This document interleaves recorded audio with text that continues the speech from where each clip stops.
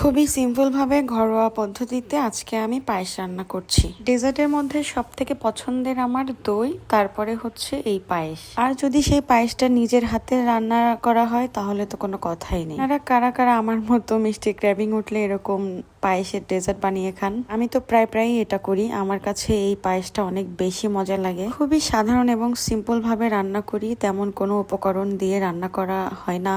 KG দুধ নিয়েছিলাম দোকানের কেনা, আর এই দুধের মধ্যে আমি অল্প একটু পোলাস চাউল ইউজ করেছি। মানে দুধের পানিটা দিয়েই চাউলটাও সিদ্ধ করব। আর এর সঙ্গে কিছু সাধারণ সিম্পল এলাচ, কিশমিশ, তেজপাতা। পায়েসটা যখন গাঢ় হয়ে এসেছে তখন আমি খানিকটা লবণ দিয়েছি। এরপর এক এক করে সমস্ত উপকরণ আমি এর মধ্যে দিয়ে দিব। ভালো মতো নেড়ে চেড়ে নিচ্ছিলাম যাতে নিচে কোনোভাবে লেগে না যায়। এইদিকে অবশ্যই লক্ষ্য রাখতে হবে। এলাচ ফলটা থেতো করে এর মধ্যে দিয়ে দিচ্ছি।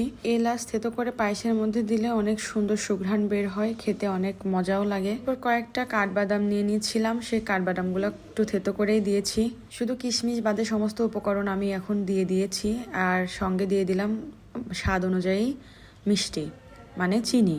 এরপর ভালোভাবে নেড়ে চেড়ে নিব কিছুটা সময় ধরে। বেশ অনেকক্ষণ ধরে নেড়ে চেড়ে নিতে হবে যাতে এটা লেগে না যায়, নিচে পুড়ে না ধরে। আর ঠিক শেষ মোমেন্টে এসে আমি কিশমিশগুলা ছিটাই দিলাম। কিশমিশগুলা নামানোর আগে দিলে কিশমিশগুলা কোনোভাবে গলে যায় না, ইভেন খুব সুন্দর। এভাবে সময় নিয়ে পায়েসের ডেজার্টটা বানালে খেতে অনেক টেস্টি হয়। মাঝে মাঝে আমি এরকম পোলাস চাউল দিয়ে পায়েসটা বানিয়ে থাকি যখন মিষ্টির অনেক ক্র্যাভিং আসে। আর বাসায় কোনো মিষ্টি আইটেম না থাকলে তখনই এটা বানিয়ে ফেলি। সবাই আমাকে একটু সাপোর্ট করবেন এবং আমার কোন টাইপের ব্লগ আপনাদের ভালো লাগে অবশ্যই আমাকে জানিয়ে যাবেন।